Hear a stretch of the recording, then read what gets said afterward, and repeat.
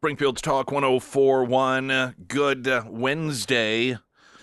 And welcome to the show, everyone. My name is Nick Reed. A couple days away from our happy hour. We are going to be hanging out with you, with all of our friends at Vineyard Market in Ozark, 4 to 6 on Friday. Buy one, get one on beers, half price deals on apps, and just looking forward to a really good time. I'm sure we can all get together and talk about the hail damage that some of us got. You lost, what, windshield? Yeah, I lost my windshield. Yeah, lost the I windshield. got some pretty big dents on my car, too. The station smells like what I imagine. Death. It's like if you went into a dank basement of somebody that ran a petting zoo out of their home. This is Yes. what it would smell like, at least in the hallway. My office as well, because just water coming through, and everything that it passes through, it grabs and brings. I can only imagine what sort of animal corpses are up there and other poisons that it brought down to make it smell like it does. But, I mean, I don't even think the storms were through, and Josh from Pyramid Roofing was here and said, yeah, this thing's destroyed. We have a weird type of roof. Yeah. I don't even know what it is. I don't They're know what not it's shingles. It's something. We don't own this building. We're leased into it, and so I don't even know whether, who's responsible for it, but about half the roof or more is tarped off because of water coming in here. We have 3 different vehicles. I've got one, the wife, and then the girl child, and somehow we all managed to maneuver around all of it. I was headed to. I'm monitoring it. I was just so stubborn about not diverting from my plans for the day. And Tuesday at Hy-Vee is buy one, get one fresh bread out of the bakery. And so I'm like, well, hell or high water, I'm making it over there. And, the storms, they aren't quite to Republic yet, so I got time. So I hit Hy-Vee, the one on the south end, and then they're like, well, the hail's hit Republic. I'm like, I can make it to Sam's. There's a few things I got to get at Sam's Club. So I get there and the rain's pouring down, and I get inside, and then I hear the hail start hitting, and I will admit, I look up, much like Walmart. They've got this huge, a lot of the lighting comes from natural light. Did you see, I can't remember which Walmart it was. I think it was the one off of Kansas that the skylights broke. I did. I saw a video, somebody posting that where it was either broken glass and or hail itself coming in through that. And I admit, I lingered a bit in the dairy cooler at Sam's because I thought, well, this is clearly protected. I mean, it's a cooler where they've got the milk and the butter and there's no skylights there. So while I could hear the hail raining down, I spent a little extra time browsing around at the different types of cottage cheese and sour creams that were in there.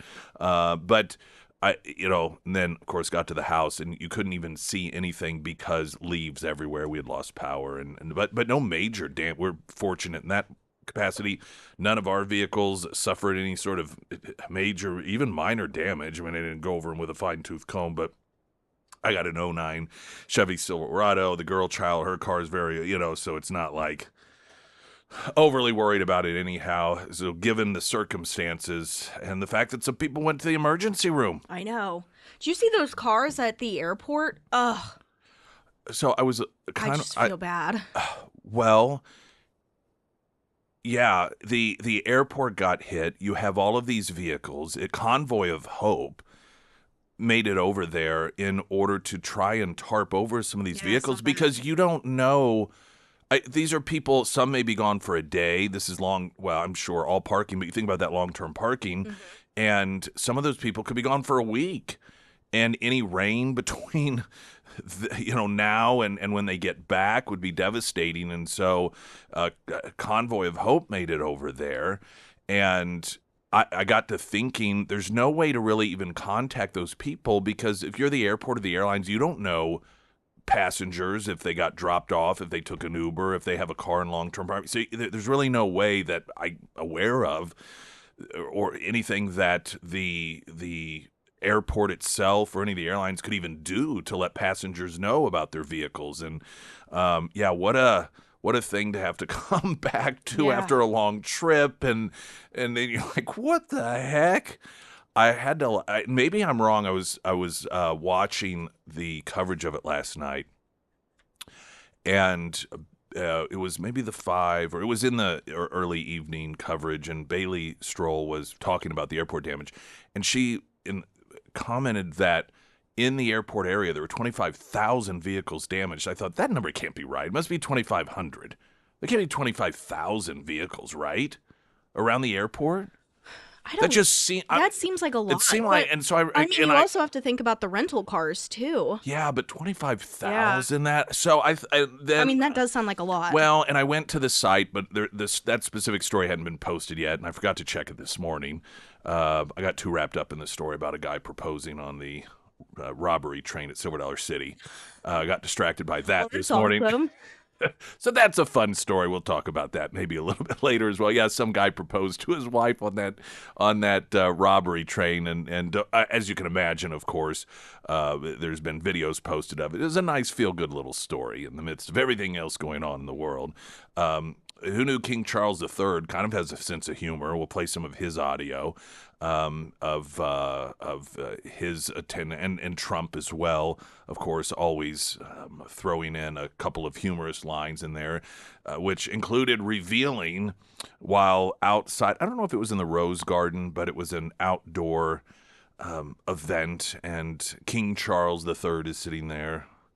And Trump talks about how his mom used to have a crush on him.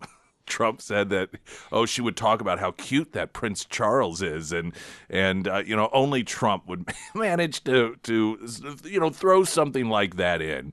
But pretty good visit yesterday, though I didn't see any No Kings protesters. It was really odd.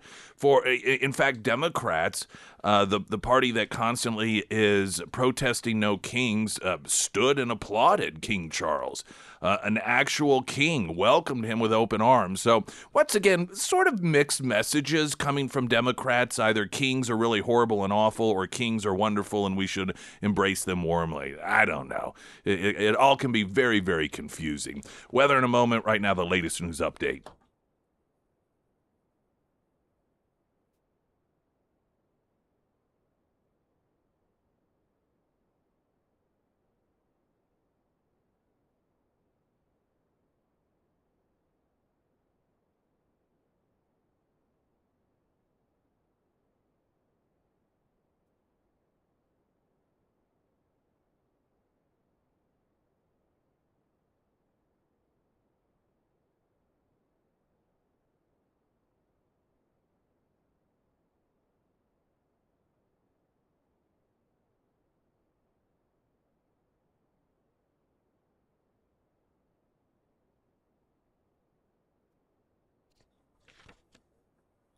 And the first alert forecast from Ozarks First meteorologist Tom Schmidt, sponsored by St. Clair of the Ozarks Home Improvements. Today we'll see partly sunny skies with a high near 65. Tonight, partly cloudy with a low around 42. For your Thursday, mostly cloudy with a high near 65. And taking a look at Friday, partly sunny with a high near 62. Yeah, on Landis, they're talking about like 10,000 plus windshields. That is, here's what I just wonder. How long is it going to take for people to get their windshields repaired? Well, I mean, you're in this situation. I'll let you know because I'm going to make a couple calls later today. Well, just even aside from the pace and the time it takes for the installation itself for each vehicle, I imagine most of the providers of that service don't have that many windshields sitting in the back room, and so to have to get that inventory in, and how long that takes, I don't know. I imagine it's going to be probably for a lot of people a frustratingly long process, or you're going to have a lot of shops in Joplin and Lebanon and Waynesville because I mean. If it was the difference between getting it done next week versus 3 months from now, I'd drive 2 or 3 hours to get it done. Of course, depending on how bad the damage is. But certainly, again, one of those things that obviously could be much, much worse. But at the same time, it's still a very, very frustrating thing to happen. And we just, even out driving around and walking about, I've been seeing a guy as I'm driving, and the hail's on its way, and there's a guy walking. And I'm thinking, dude. But I don't know. You better get to where you're going. It's not like the tornado thing, because tornadoes just evoke that fierceness but hail, particularly being out in it, we're just not that accustomed to the real life implications of how damaging it could be. And like one guy on Color 10 had said, he's like, I've never seen anything like this, and I'm 51 years old. Springfield's Talk 1041, the Pyramid Roofing Company, talk a text line. I'm sure they'll be very busy, 447 KSGF. If you want to text in any messages, feel free to do so. I'm Nick Reed.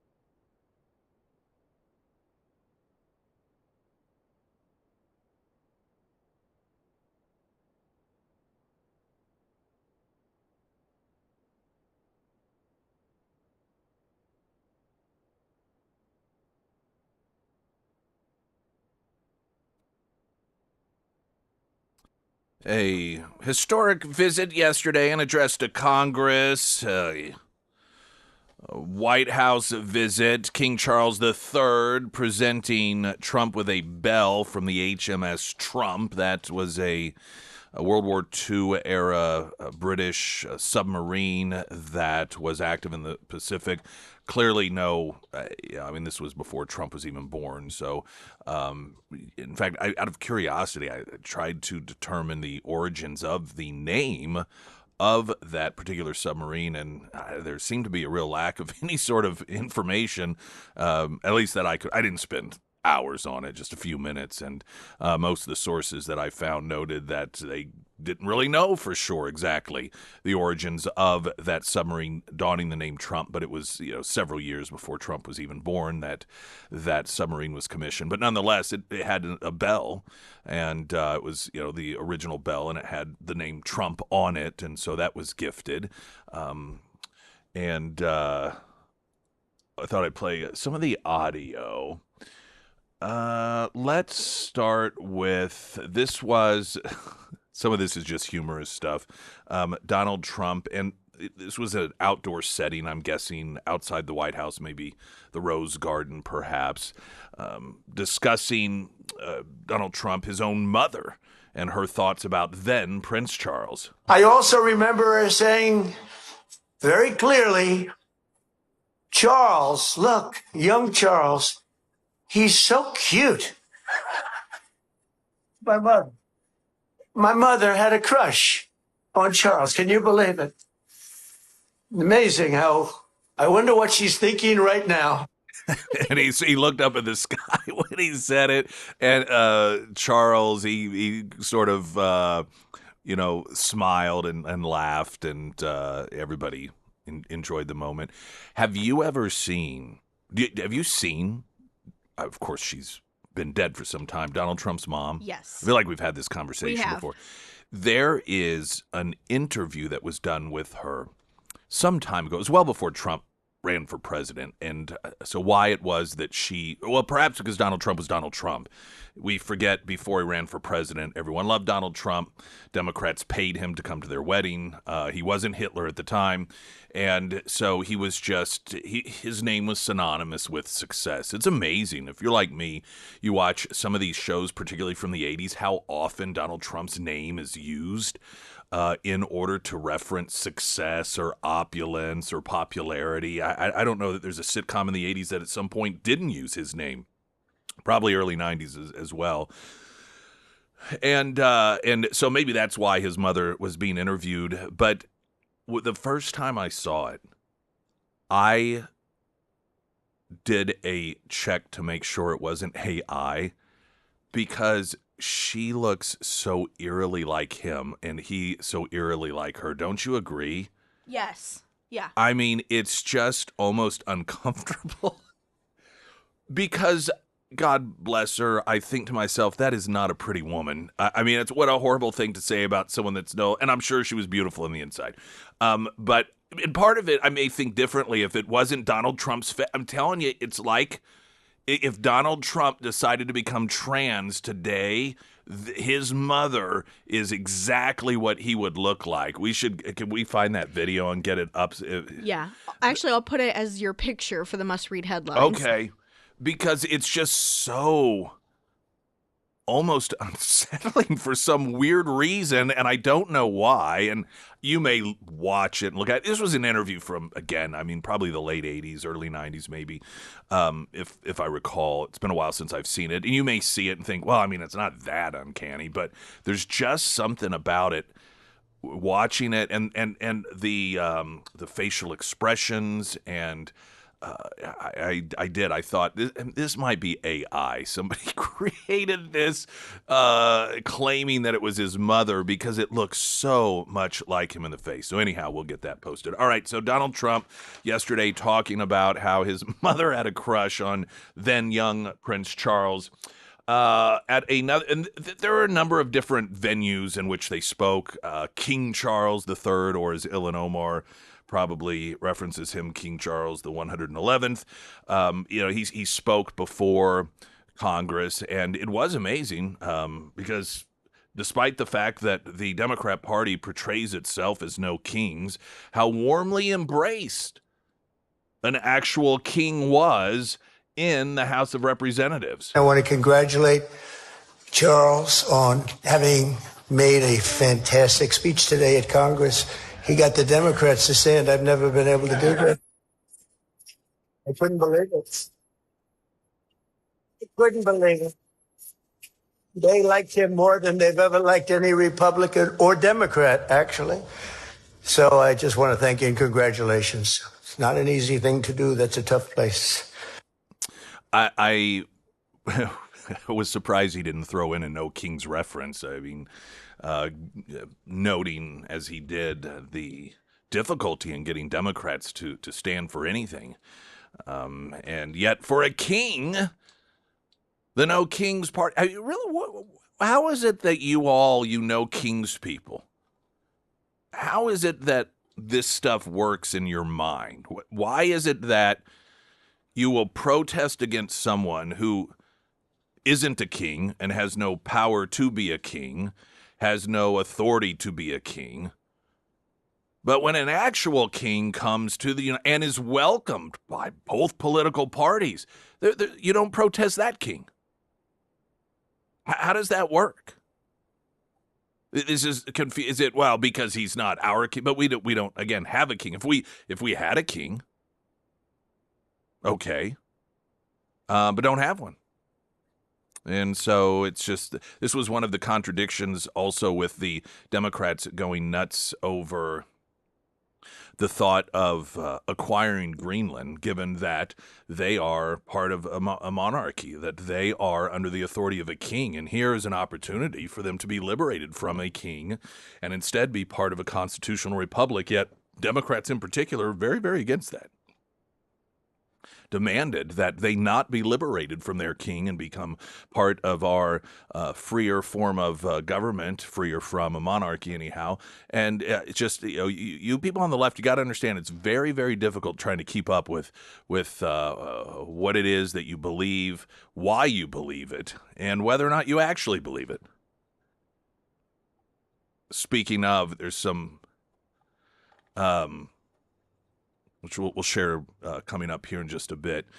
Zelensky, one of the favorite leaders of the Democrats, is looking to once again extend martial law, which will allow him to continue to ban political opposition, outlaw newspapers that criticize him, and suspend elections. So he continues to be leader. So again, the No Kings people, the world leader that they love the most, behaving more like a king than most other world leaders. So figure that one out.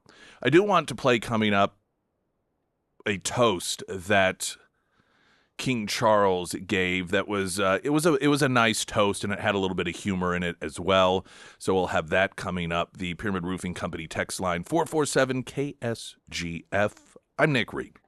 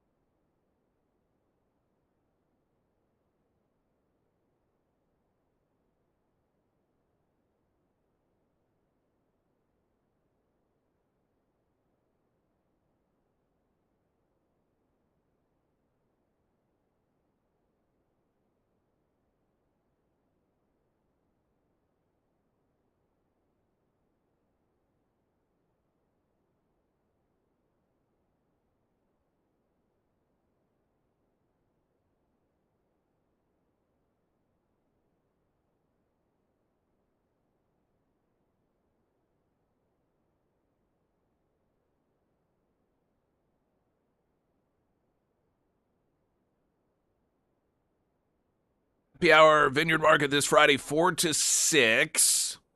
Buy one, get one on beers and half-price appetizers, of which they have a delicious selection. Looks like weather's going to be fantastic. Patio weather, excited about that. We need to shoot, or I guess we'll probably Yeah, I think we'll see Lori Rook at Scramblers Friday morning and see if she's available to come out and join us. That way, of course, if you have any questions about Ozarks elder law, about turning 18, your kids or grandkids turning 18, what they need to do on day one in order to make sure, God forbid, something happens and they are no longer capable of making their own decisions, medically perhaps, it's not left up to a hospital staff that may be looking at budget situations, and not to suggest that all hospitals are making decisions financial over the best interest of the patient, but point being is you can avoid all that by making sure that you have medical power of attorney over those that you love if that is what they want. And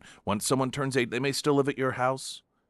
They may even be, perhaps have some sort of disability in which you are clearly their guardian and caretaker. But once they turn 18, they are an adult, and you lose that ability to make those decisions for them legally, unless, of course, the government or the hospital says they want you to. And so having all that stuff taken care of just in case, the 1 in a trillion odds or less that something horrible happens, and you are already secure in being able to continue to be that caretaker. Ozarks Elder Law can help you do that, along with so many other things.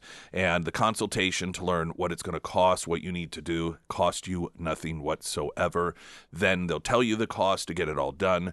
10 area locations. Again, consultations free. Set one up today. Start by going to ozarkselderlaw.com.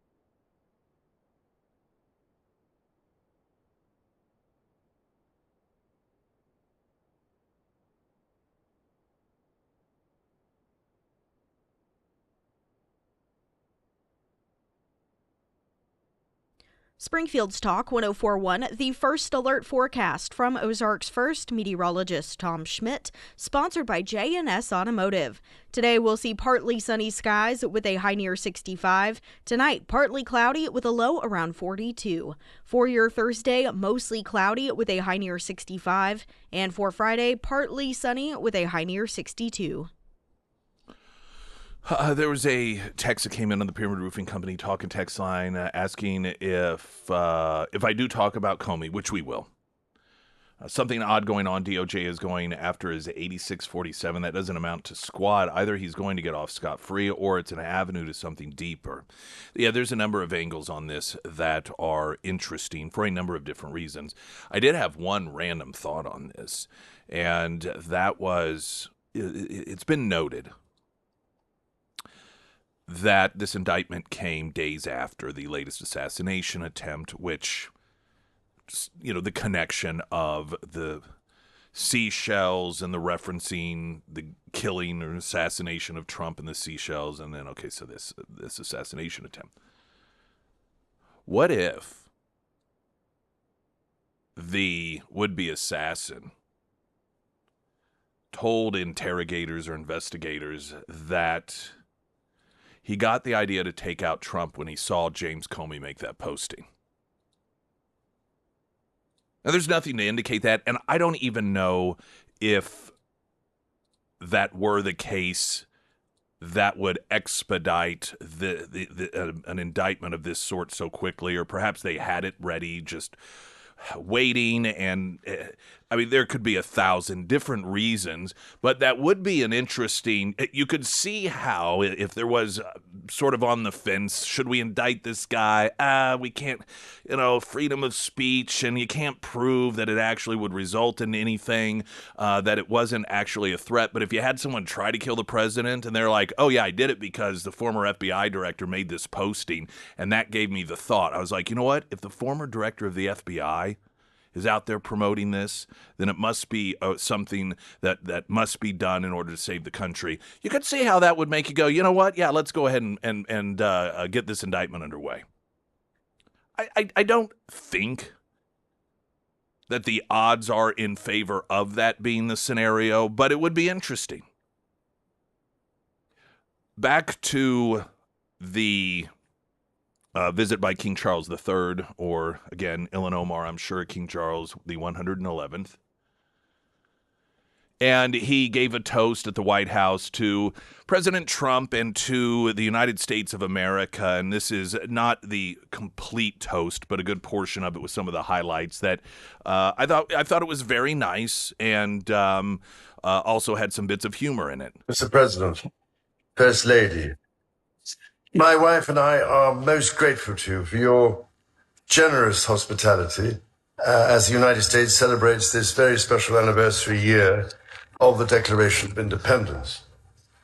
And may I also just start by paying tribute to your own courage and steadfastness, as well as to your security services, for their swift actions on Saturday evening in preventing further injury. My thoughts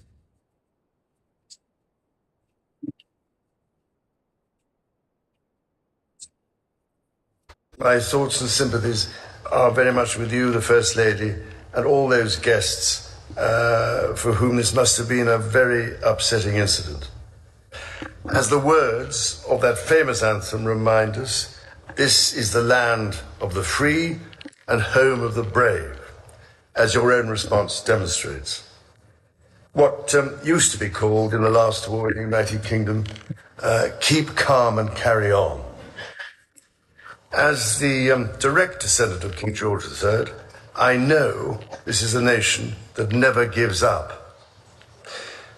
And my family's history remains reflected in your maps, which read rather like our Christmas card list across the ages. North and South Carolina, Virginia, Maryland, and the cities of Charleston, a particular favorite of mine, obviously, Georgetown, and for that matter, Georgia, Annapolis, as you mentioned, and further favorites, Prince William County and Williamsburg. This said, our French friends can feel equally at home with a glance at a map. Indeed, you recently commented, Mr. President, that if it were not for the United States, European countries would be speaking German. Dare I say that if it wasn't for us, you'd be speaking French. Thank you, Mr. President and Mrs. Trump, for your splendid dinner this evening, which, may I say, is a very considerable improvement on the Boston Tea Party. So, whether your cup contains tea, wine, Scotch whiskey, bourbon, or even cola, let us raise our glasses and voices as we toast the past, the present, and the future, thank you, of our two proud and allied nations. To the United States and the United Kingdom, God bless both our countries. And that again highlighted portions of King Charles III and his toast to the United States and President Donald Trump yesterday. I thought that was nice. Yeah. That was funny, charming, and he's more. There have been so many stories about his ailing health. I don't know. He just seemed more alive, I guess, for lack of a better term, than I thought. He wasn't. I guess unfairly, in my mind, he would be more like Joe Biden because of the stories of his health. And he, in fact, was clearly very sharp and articulate. And I thought it was, so far, it's been a great visit. He's going to do sort of the 9/11 thing and visit that site, as well as, I'm sure, make a number of other stops with his wife while here in the United States. Meanwhile, Kamala Harris's people, increasingly, Democrats are demonstrating that they are, and I'm talking high-level elected Democrats, they're just flat out stupid. Stupid. We know that they are increasingly promoting violence and encouraging violence against any opposition. That does overshadow, however, oftentimes how stupid they present themselves to be. And stupidity, along with violent tendencies, oftentimes is not good for a people. We've seen this in history, and we see it play out here in the United States in a number of capacities. Now, the administration had the United States Army Old Guard Fife and Drum Corps, or as Obama would have pronounced it, Corps, performed on the White House lawn, the South Lawn, as part of the ceremony welcoming King George. The Kamala Harris folks, that account that she created, that transition, remember that big announcement? It went from the Kamala Harris social media account to, what was it called? I think it was like just HQ. Yeah. And it was, I don't even remember why, but it was another dumb thing. And made a posting of, it was a picture of the U.S. Army Old Guard Fife and Drum Corps and their performance, claiming that it was supposed to be the Redcoats, and the Redcoats are on the White House lawn with the King of England coming. Now, in terms of whatever their point was, I don't even know that. And there hasn't been much discussion as to what point they were trying to make exactly, given the level of ignorance that is being demonstrated through whatever point they're trying to make. I don't know if this was supposed to be like Trump is an idiot and doesn't know what he's doing because he has, quote, redcoats, a British military being portrayed as on the White House lawn, or, oh, this is appropriate, look at the redcoats, Trump is somehow a weak leader. I don't even know what point they were trying to make. But the fact of the matter is that, again, they had no concept, while they're trying to mock Trump, of what they were even talking about. Yeah, the exact declaration by the Kamala Harris team was, there are currently redcoats on the White House lawn to welcome the King of England. Now, the Old Guard fife and drum corps members have distinct, I'm going to read to you Daily Caller's historical and relevant description here, have distinct Revolutionary War era red uniforms, but clearly not the same as those of the infamous British redcoats. The website for the Old Guard file and drum corps, there's an actual website for this division, because this is something that's been around for a very long time. This is not something new. This isn't something Donald Trump made up. This is part of American history. And on the official website for the Old Guard fife and drum corps, it reads, the musicians of this unit recall the days of the American Revolution as they perform in uniforms patterned after those worn by the musicians of General George Washington's Continental Army. Military musicians of the period wore the reverse colors of the regiments to which they were assigned. The uniforms worn by the member of the Corps are dated circa 1784 and consist of black tricoat hats, white wigs, waistcoats, colonial cover tails, and distinct red regimental coats. In this case, because the soldiers of the regiment to which they were attached is the Continental Army, which wore blue uniforms with red facings, the Old Guard fife and drum corps instead is adorned with red uniforms with blue facings. Meanwhile, the British redcoats, as their name suggests, wore red uniforms with facings of various colors, including blue, green, and yellow. As you can imagine, the Kamala Harris folks were ridiculed and mocked by people who know history, understand history, or, dare I say, even if they didn't know the history, took the time to look it up.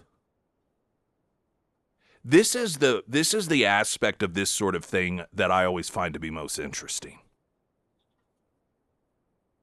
Now, the average person, particularly that someone who perhaps hasn't served or doesn't have a great interest in Revolutionary War history or military history, may not know this stuff, may not.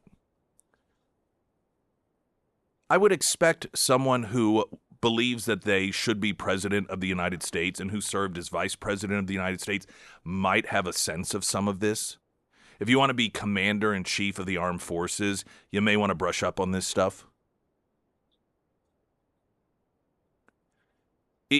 It's the fact that it isn't the not knowing, but the not checking it out before you jump at what you think is an opportunity to mock Donald Trump, which this sort of thing backfires on them all the time. I know there have been so many instances in between, but one of the instances I always think about is when Democrats were mocking Donald Trump because he talked about the dangers of coyotes smuggling illegals into this country, and they jumped all over. It was during one of the debates, and they jumped all over Donald Trump, claiming that he was some sort of idiot. He thinks that coyotes, the animal, are dragging people. They had no clue what coyotes, the term for human smugglers. And so they think they're mocking Trump and his ignorance, when the irony is they are actually demonstrating their complete ignorance. And this is just a similar situation. And I guess there's an arrogance there and being in a protective bubble in which there's never any standard of expectation, of accuracy, of truthfulness. Because I think a normal person, the first instinct, if you saw this, before you decided to mock Donald Trump as doing something that is historically ridiculous, which I guess that was supposed to be their point they were trying to make, you would go, maybe I should figure out what's going on before I open my mouth on this thing. But the Democrats never do this. And it's how they consistently end up being mocked for being foolish, ignorant, clueless, stupid, imbeciles. We have a few examples in the show today, by the way. One of my favorites was someone that, you got some of the comments. Representative Pat Fallon, do a little research, read a book or two. It goes a long way. Another noting, not surprised, Kamala Harris headquarters has no idea what it's talking about. Oh, that was from the congressman. Today in History, which I guess is a social media site, posted, do a little research, read a book or two. It goes a long way. Former Republican Texas Senator Ted Cruz staffer Steve Guest, who is now a GOP strategist, jumped in the fray. Quote, Team Kamala is a bunch of historical illiterate clowns. You may recall it was Ted Cruz who referred to Gavin Newsom as an illiterate clown. I believe it was Ted Cruz. And Gavin Newsom accused him of making fun of him because he is dyslexic. And so, once again, furthering the point. Springfield's Talk 104.1. I'm Nick Reed.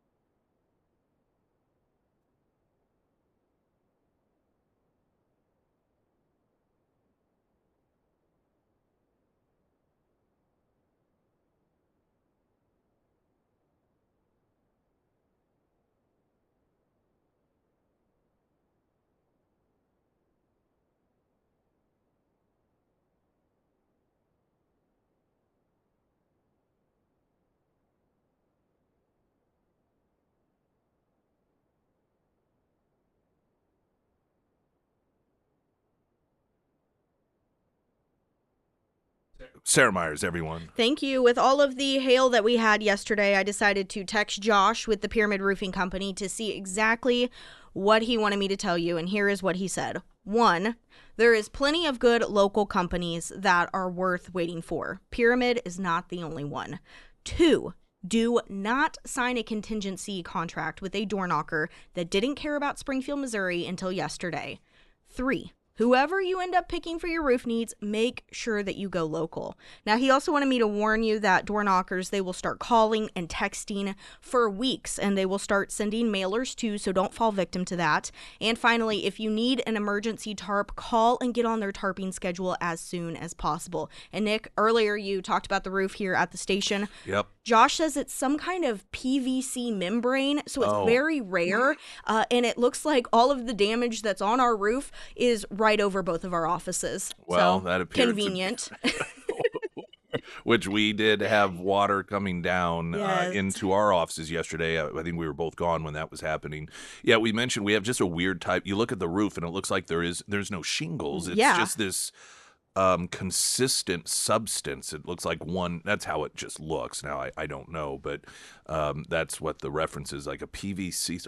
It's just membrane. I don't know. That may be common on a lot of commercial buildings. You just don't see the roofs. But yeah, it just, I've always thought on ours you can see it because it's a slope, not a complete flat roof. And I don't know. It's just when you don't see shingles and it's sloped like that to some degree, it just, I don't know. It seems unusual. Yep.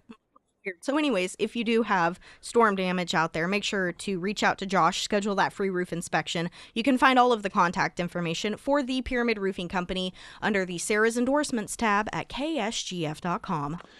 Speaking of Pyramid Roofing Company, their text line, one of the texts coming in noting the video of the reception where the Colonial Guard receiving King Charles is a beautiful picture, very amazing to see. Well, and a complete contradiction, of course, to what Kamala Harris's team was trying to portray.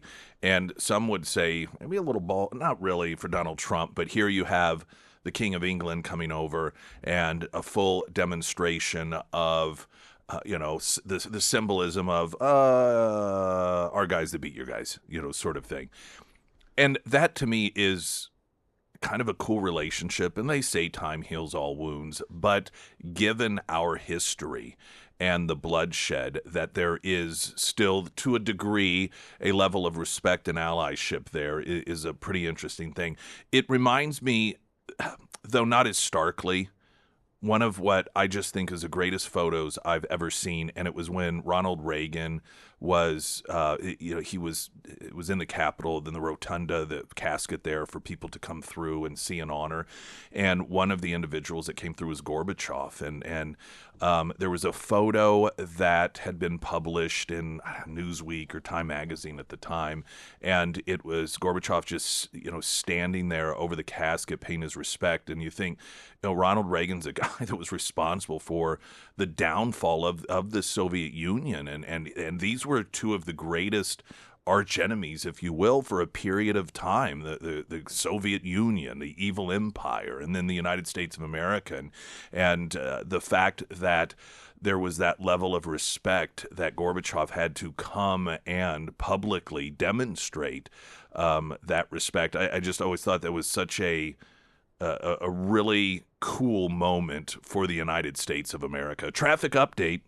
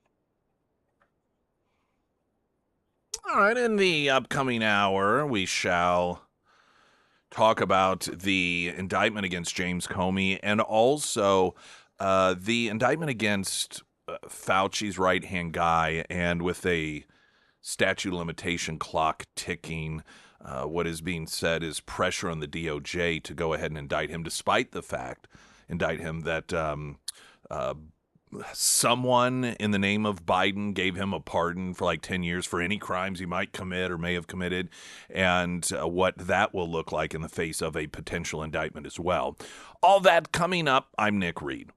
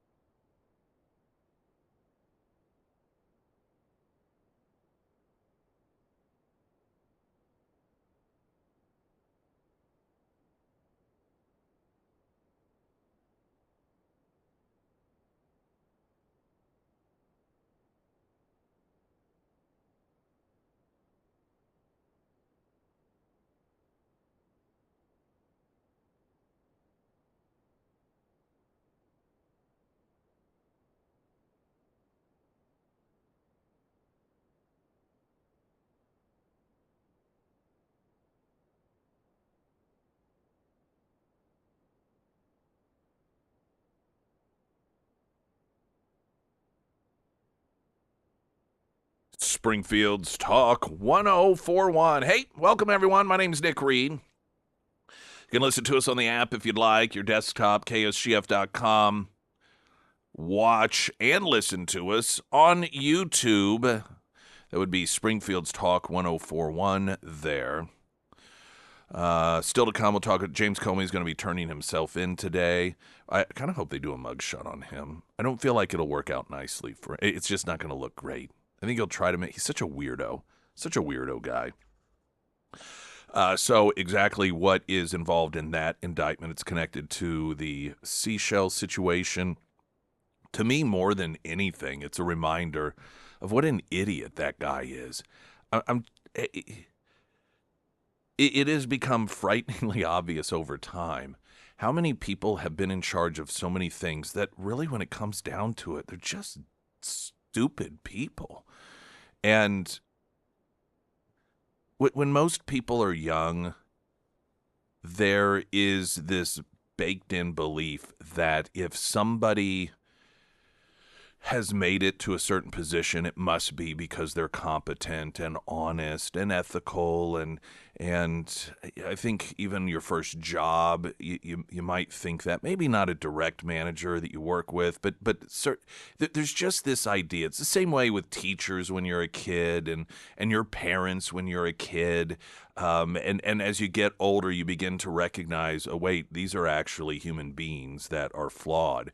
And I think, if anything, over the last several years, and social media has lent itself to provide us this insight, we've had the opportunity to learn that a lot of people who've been in charge of some very influential and important and powerful institutions, really, they're not that bright, which doesn't mean that they're not dangerous. Some of the most dangerous people that have ever existed weren't that bright. It's part of the reason that they had to acquire power by way of just destroying the enemy or imprisoning the enemy or demonizing the enemy, because they didn't have the intellectual capacity to go out and make any sort of intellectual argument in order to win over people, or they didn't have the talent or the abilities to, through merit, get jobs, so they had to do it through dishonest means. And that's how it is so often these people get into these positions, and I'd say James Comey is one of them. I want to first, though, mention, and this will go again to the No Kings folks, you Democrats out there, that I not a single No Kings protest for the visit from King Charles III. In fact, Democrats welcoming him with open arms, giving him standing ovations, which is just so odd, the amount of fundraising they have done off demonizing kings and then falsely trying to label Donald Trump as the awful, horrible concept of a king, and then, of course, behave in this manner. This also, to some degree, under that category, Ukrainian President Zelensky has submitted legislation to once again extend the decree of martial law, which, as part of a suite of wartime powers, has the impact of suspending elections, banning opposition parties, and shutting down media organizations. According to state-run outlet Ukrinform, Zelensky has submitted bills to the parliament in Kiev this week for the extension of martial law and the general mobilization, which empowers the government to conduct large-scale conscription of manpower and other resources to fight the war against Russia.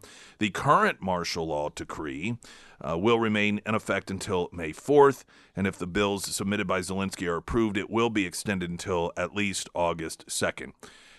Again,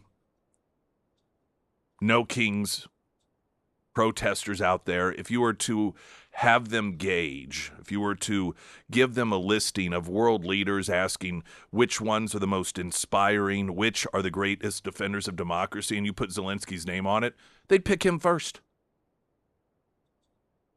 A guy who actively promotes and does the things that they claim Trump wants to do, which is why we should be afraid of Donald Trump. Now, at the same time, they have slowly backed away from all of the Ukraine stuff. They've gotten tired of it, bored of it. They no longer find it to be a point of interest.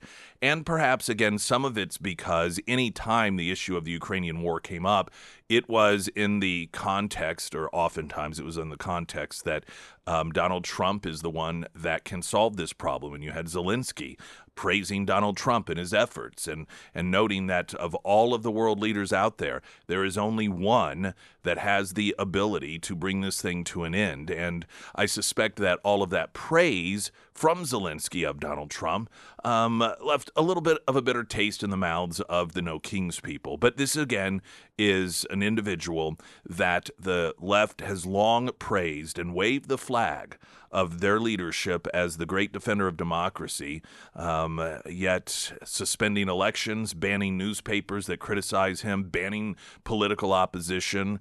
And these are the things that they claim Donald Trump was going to do if elected a second time. Of course, he hasn't done it, but he still has time, I'm sure. Latest news update.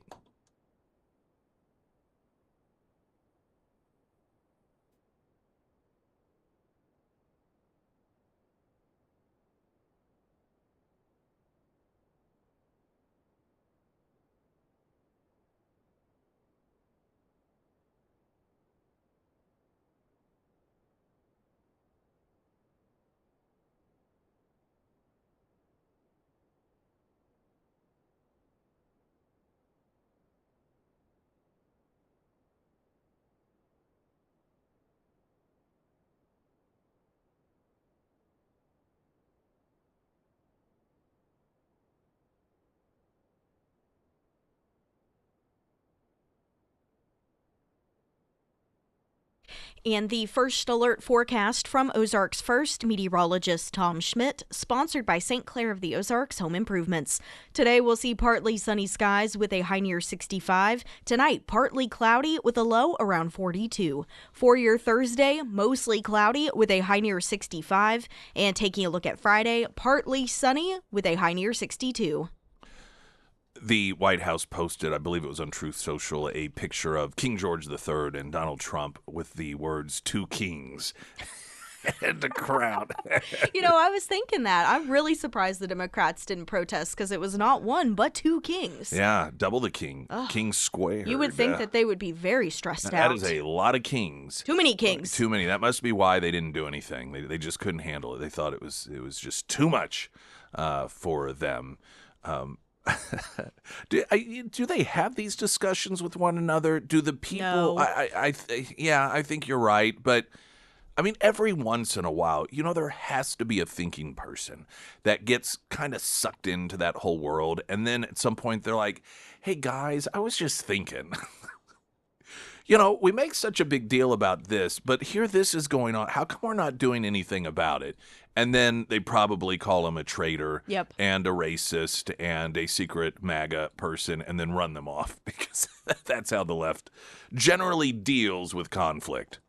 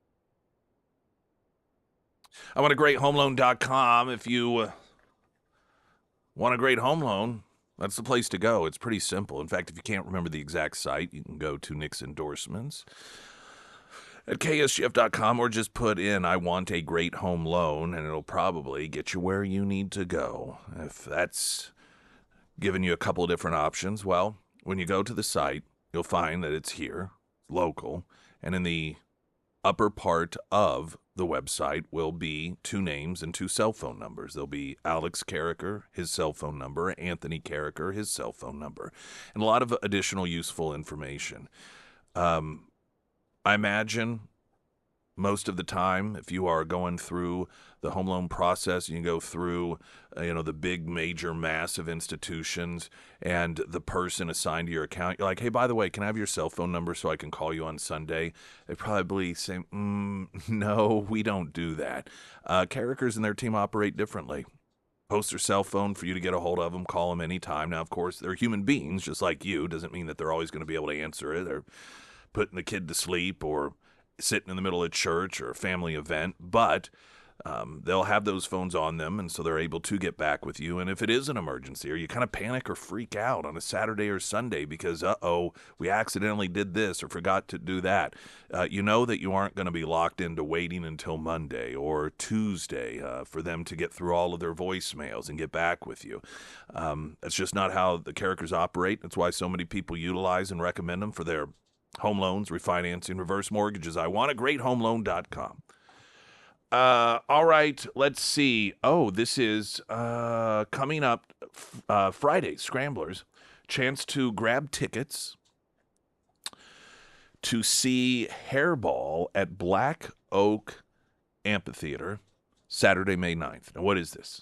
This is a chance, really great entertainment, relive the 80s, with Hairball's mind-blowing arena rock revival featuring spot-on recreations of your favorite arena rock bands, AC/DC, Twisted Sister, Kiss, Van Halen, Motley Crue, Queen, Def Leppard, Guns N' Roses, and so many more. So if that's the sort of music that you really enjoy and you miss the days of those concerts, those type of concerts, should be a fantastic event. And it's on a Saturday, which is always nice if you work Monday through Friday, May 9th. And if you want, again, some tickets to that, just come by Scramblers. What are we going to do? First come, first serve on that? Yep, Is that first come, first serve. First come, first serve. And we have a couple different pairs, so. Okay. Yeah, it's not just one. Excellent news. James Comey indicted for the 8647 threat against Trump. Former Federal Bureau of Investigation director has been indicted for that posted social media post back in May of 2025. Comey charged with, quote, knowingly and willfully making a threat to take the life of or inflict bodily harm upon the President of the United States and knowingly and willfully transmitting a communication in interstate and foreign commerce that contained a threat to kill the President. The indictment states. Now, this was the posting. This is a number of different angles to it. First off, I just on the surface, I think there are a lot of people, even those who recognize what a depraved, horrible human being and bad American James Comey is, that this isn't the sort of thing that probably he will be held accountable. And some would argue, he should, as dumb as it was, and I don't even mean dumb as boneheaded, but just what an idiot he is, and almost cringy. That of all of the things he has done to this country, you think about part of what he conspired in, what that drugged this country through. You know how many Americans, or primarily Democrats, still believe all that Russia stuff, despite the fact it's been proven to have been something that was initially concocted by the Hillary Clinton campaign, or they paid someone to concoct it, and James Comey knew that it wasn't true. Barack Obama knew it wasn't true. Brennan knew it wasn't true. There was a White House Oval Office meeting about this during the election, in which they were all briefed on the fact that Hillary Clinton was paying some British spy to make up a fake dossier about Donald Trump and the Russians. And then after Donald Trump won, they decided maybe we should lean into this. So that they all knew, and we know this based off of their own notes and emails that went back and forth. James Comey was part of this. James Comey was over the FBI when one of their attorneys altered evidence, falsified it, to get a FISA court to approve spying on a Trump campaign person. Again, this is not in dispute. That individual pled guilty to this. You think of everything that we went through as a country because of that Russian, and the term hoax, I know, is used by the president and by so many others. To me, it doesn't fully describe what actually happened. A hoax, to me, certainly has certain implications, but this was far worse than that. The money, the time, the strife, the anger that James Comey helped create amongst people on the left based off of what he knew was a lie. And while I don't know if I can't imagine, given all that he did, including lying before Congress, which he was indicted for that as well, that got tossed, not because a judge said he didn't do it, but because the indictment came down by someone that the judge said shouldn't have been appointed. And so it was for that reason tossed. And it's difficult to believe that everything he involved himself in, he did not commit some crime that he deserves to spend time in prison for. And I'm going to be pretty extreme here and say that if the laws don't call for it, I believe that someone in his position who goes to the lengths that they did to overturn an election, to interfere in elections, to try and overthrow, a presidency, to be a significant participant in a coup, an attempt to carry out a coup, should be in prison for the rest of their lives. Individuals like James Comey not suffering in a severe way simply tells future people that are as corrupt and depraved as him that there's no downside to it. No downside. As long as, it's a Republican that is the target. In fact, you'll get to go on book tours. You'll be hailed as a hero by the media. You'll be treated as some sort of celebrity. There's really only upsides to trying to overthrow a Republican presidency when you look at what sort of punishment that there is or isn't for these people that carry this stuff out. And so it does have a lot of people scratching their heads when they recognize the true depth and danger of the actions that James Comey took.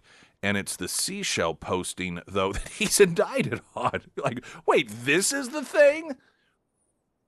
Been like going after, Charles Manson because he illegally parked somewhere and then not really going after him on everything else.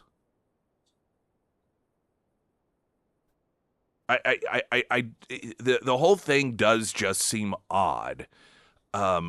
Now, you add into it the fact that it came just after the latest assassination attempt. And I did have the one thought, well, what if this individual that tried to carry out this assassination attempt told the investigators, his interrogators, that he was inspired by Comey? But I just don't know the timeline would allow for this indictment, particularly because it came from a grand jury, to expedite this as quickly as it did. I just don't know. I'm not saying it's not completely, or that it's completely impossible. but it just seems like too short of a time period for that to have had some sort of impact on the decision. Because you could see if there was an indictment sort of hanging there and you weren't really sure whether or not you had the goods, but you kind of wanted to go after the guy, and then someone tried to assassinate Trump, and they're like, well, I got the idea because the former director of the FBI had posted this suggestion of 86 in the guy, and I figure if the director of the FBI is promoting it, then it must be a righteous cause. Then that might be something that if you're on the edge says, okay, yeah, I think that we can go ahead and move forward on this. But being a grand jury indictment, I just don't know that timeline necessarily adds up. Springfield's Talk 1041, I'm Nick Reed.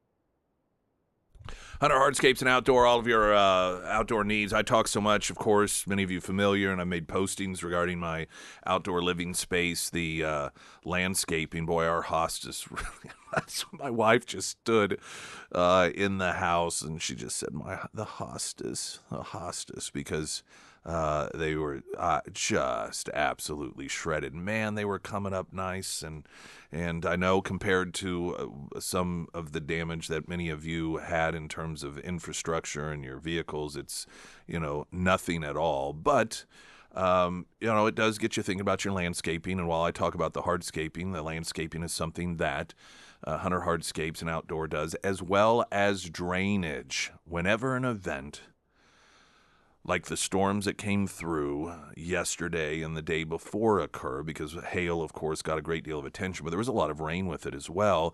You really get a sense of where you have some drainage issues, and drain it, and not having proper drainage, getting that water away from the foundation of your home can be something that's very, very damaging. And it can do very serious damage over time. It's similar to fire. It's just takes a lot longer oftentimes for that damage to be done, which means people can ignore it. But I would definitely reach out to them if you've noticed that water's pooling up in areas that you don't like, or maybe it is settling for a period of time, even if it's a brief amount of time at your foundation, but then you think, well, it goes away after a few hours. Well, that's probably because it's sinking down there even further in your foundation. That is not a good thing. So Hunter Hardscapes and Outdoor, they can help you on that as well. You can find them at hunterhardscapes.com. Also, Nick's endorsements at KSGF.com.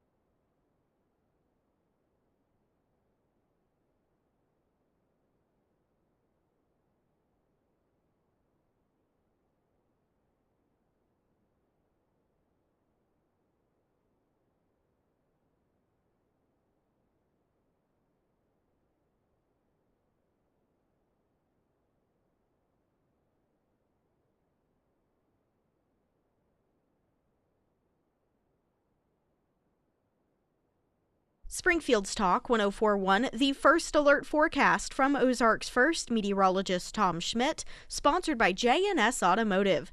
Today we'll see partly sunny skies with a high near 65. Tonight, partly cloudy with a low around 42. For your Thursday, mostly cloudy with a high near 65. And taking a look at Friday, partly sunny with a high near 62. Happy hour coming up Friday, Vineyard Market from 4 to 6. It is come and go as you please. You don't have to get there at 4 and leave at 6.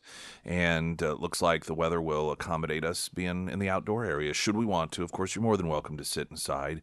And maybe you want to do a full dinner or sit in the, although, sitting outside, a number of people I know we've have enjoyed a nice cigar because they have that amazing walk-in humidor there at Vineyard Market. But there's also the lounge.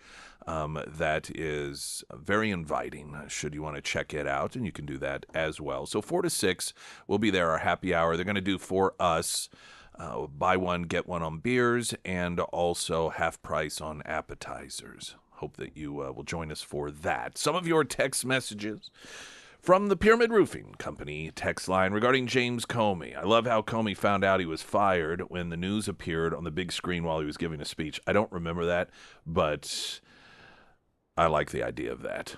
Can Comey be charged with being a creepy Taylor Swift stalker? Yeah, that is, if you can be indicted for being a creep, that certainly would be one of those instances. And we talked about it at the time. He posts these videos that makes it appear as if he believes he's an influencer. I'm surprised he isn't putting on makeup or something while he's telling his stories, because he just has that presentation as if he just believes he's one of these real influencers out there. And he had posted a video a year or so ago that was quite lengthy, just going on and on about it was weird, about Taylor Swift and how inspired you'd have to go back and listen to it if you can stomach it, because it wasn't the standard sort of, she's a great influence in our society, and here's why. It was very creepy stuff. It is the sort of thing that if Taylor Swift ever, were to be stalked by somebody for years and years and years, but they didn't know it, and then, they end up smothering her because she refused to acknowledge her love for the kill, that sort of just weird thing like that. And then they would find just hours and hours of old VHS tapes of the stalker talking into the camera about Taylor Swift. That's the feel that it had. And then he also had that really weird posting that we played the audio of it as well, and he talked about singing lyrics. Was it from her song during? No, I think it was Beyonce, I want to say. Oh, I think it was Beyonce. And he told this story on himself, which is weird because it wasn't funny. And it was about some meeting regarding, I want to say something pretty serious. Yeah, it's an important one.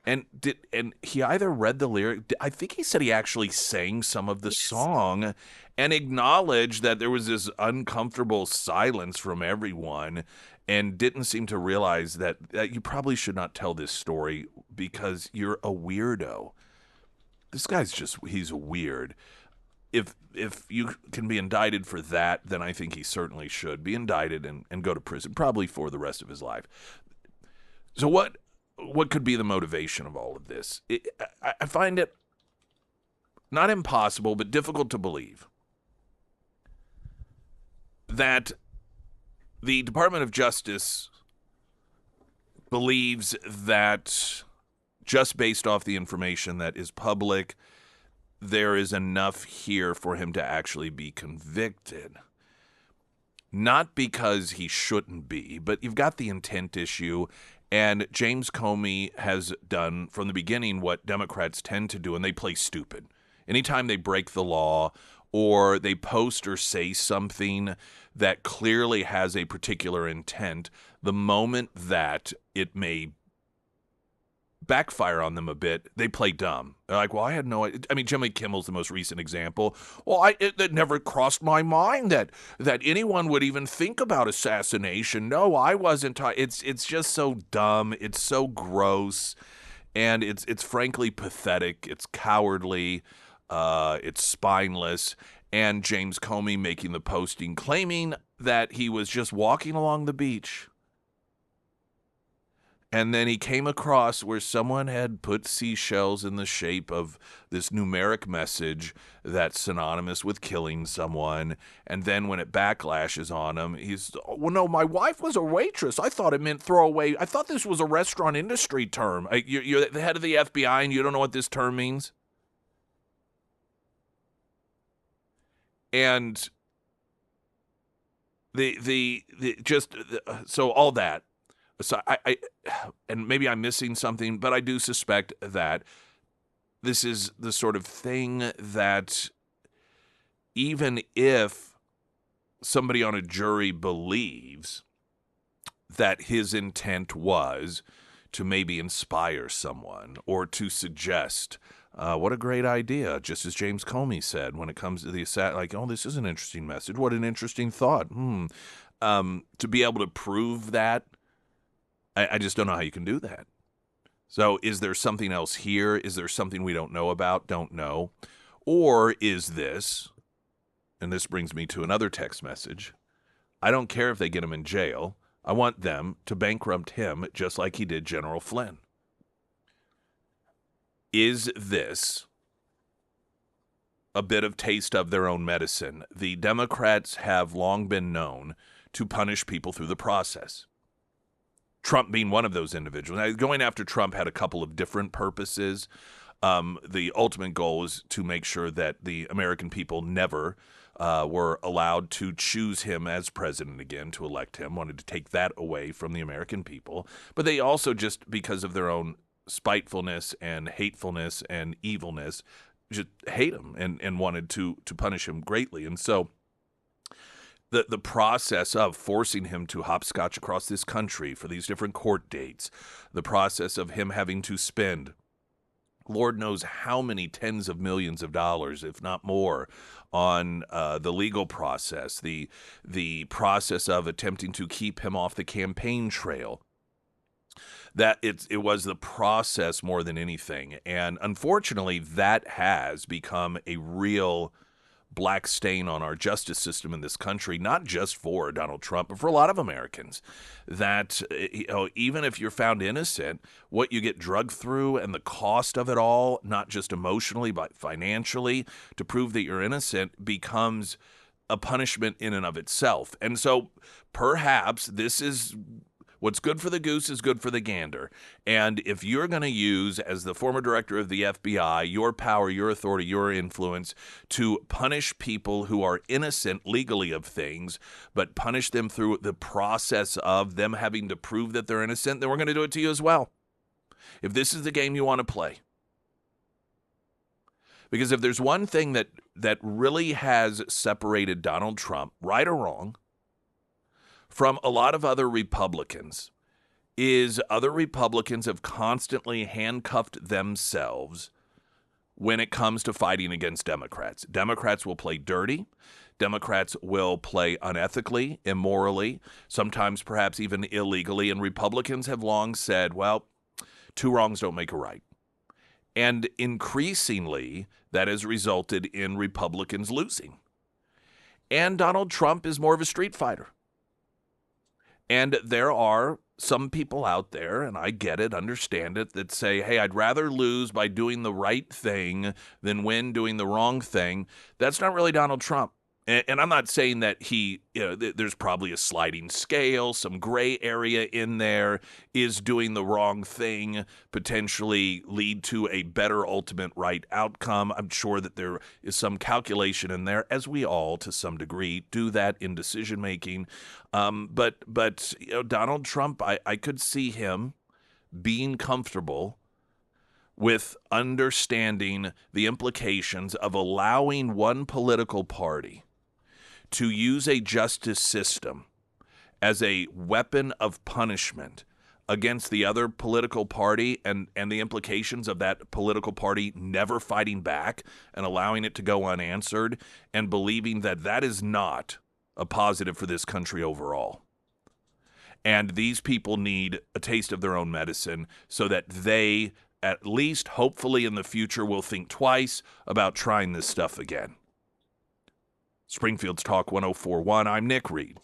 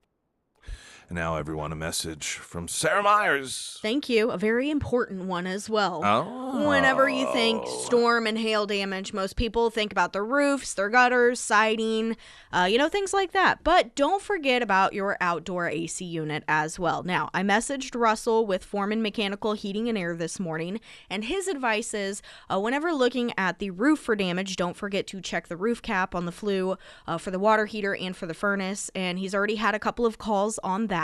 And as for the outside unit, make sure that the top is not beat in. He said that most everything now has guards, so it's not as bad as it used to be, but the tops of the AC, they have grates, and sometimes that can be a little more delicate. And finally, if you do have damage, or maybe you just want a second pair of eyes on things, make sure that you go with a reputable company, and make sure that you go local as well. I recommend Foreman Mechanical Heating and Air. They will shoot you straight, and they're just as nice as can be. If it is time to have the Foreman team out to your home, reach out to Russell today. You can find all of their contact information under the Sarah's Endorsements tab at ksgf.com. So the Department of Justice, in addition to the announcement of the federal grand jury indicting James Comey, on Tuesday announced the indictment of David Morenz, the longtime senior advisor to Fauci at the National Institute of Allergy and Infectious Diseases.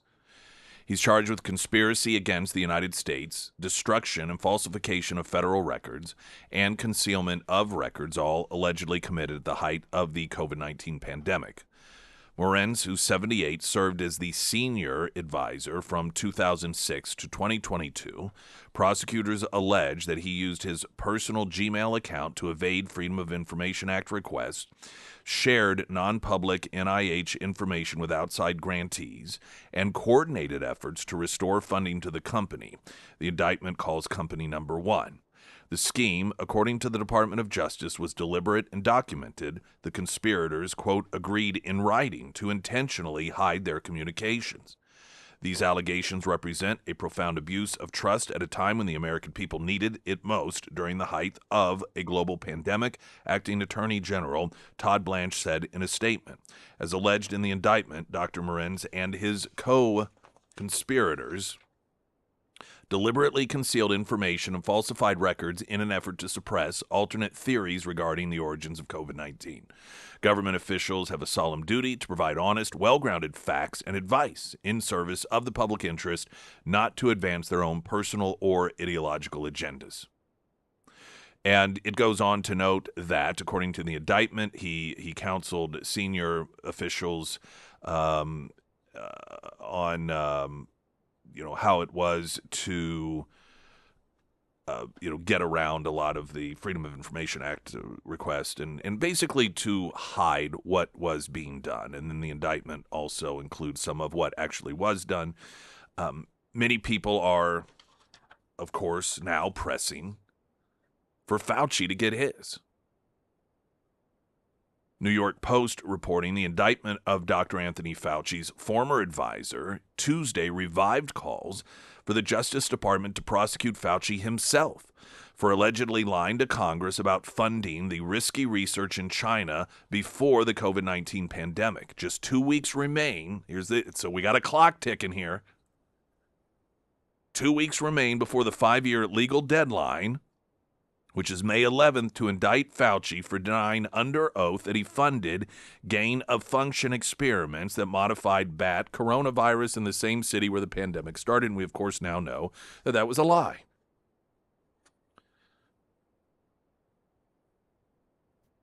The wild card, if you will, is the fact that he was one of the individuals, someone in the name of Joe Biden, pardoned, not for anything specific, but just any laws that he may have broken or might break, and it was essentially a pardon for 10 years of break any crime you want to, don't worry about it, you'll be absolved. Much like so many of his own family members, not Fauci's, but Biden's family members.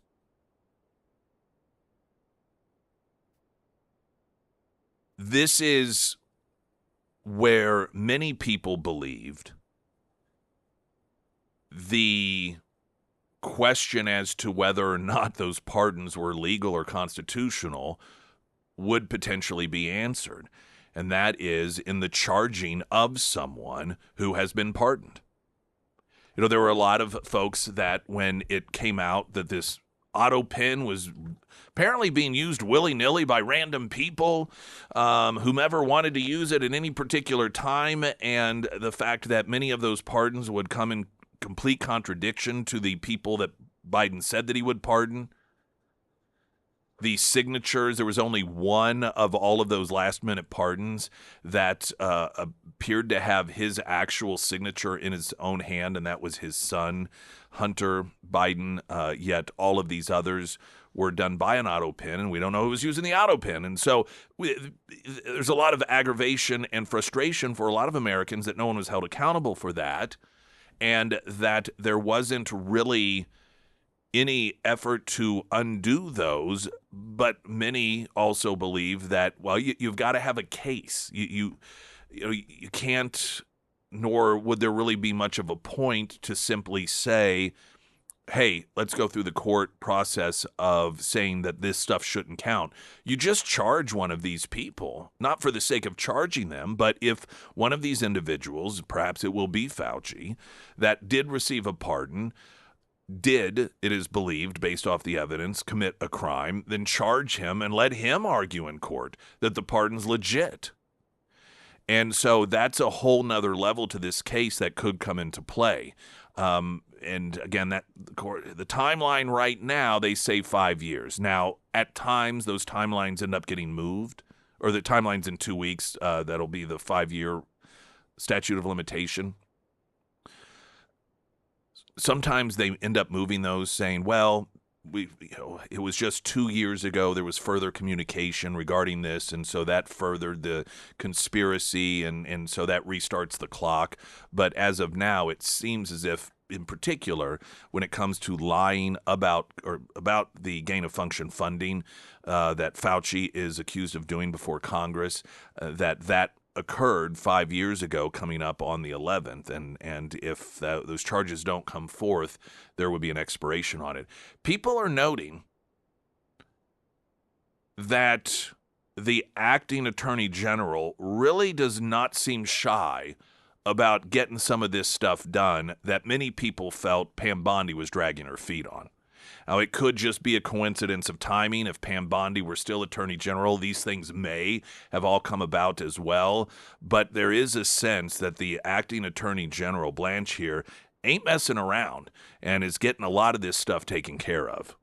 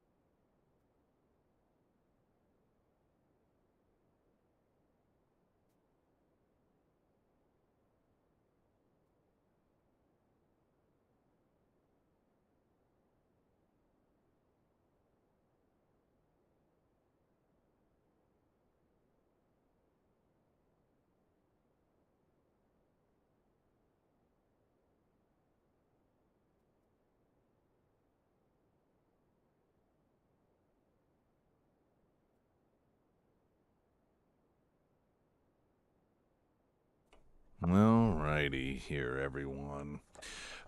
The upcoming hour, I want to play a number of audio bits for you. One of them is this representative from Connecticut, Rosa DeLauro, and that is a name most of you don't know, but if you saw her, she is not trying to be insulting, no, I'm not trying to be complimentary either, reminds me of like the evil woman in a Disney film. She just is sort of that witch-like figure. She, of course, does the purple or blue hair oftentimes. She looks like a witch, straight out of casting. And she's an idiot as well. It is just amazing the people that Americans will willfully elect to make decisions that have at times massive implications on all of us. And there's an exchange that yesterday really started going viral with with Lee Zeldin, the administrator of the EPA. And Democrats really don't like it when they are exposed as having no clue what they're talking about. And that was an example of it. At the same time, not getting as much attention, there was a not too far back exchange, somewhat similar in nature, with RFK Jr., in which she went nuts over unpasteurized milk and railing on him over that. So we'll have that exchange coming up also, and some other bits of audio. We do have Friday, the Friday Road Show, of course, at Scramblers, and then we are going to have our happy hour with buy one, get one beer and half-price appetizers at Vineyard Market. That will be from 4 to 6. Come and go as you please on Friday.